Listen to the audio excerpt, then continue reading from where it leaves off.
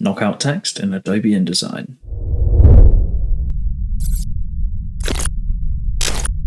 Okay, we've got our blank file here. I've also brought in an image.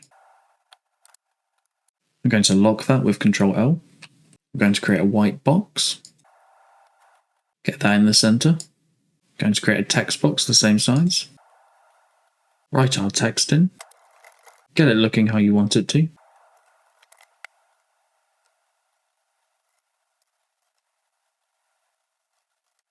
Use our text frame options with Ctrl B. Size the white box to the text box. Highlight your text box. Go to Effects and drop the opacity to 0.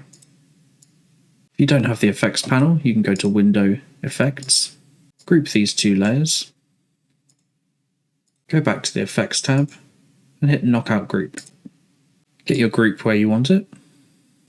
Text is still editable if you want to double click on it. And we're done. I hope you have good dreams this evening. See you next time.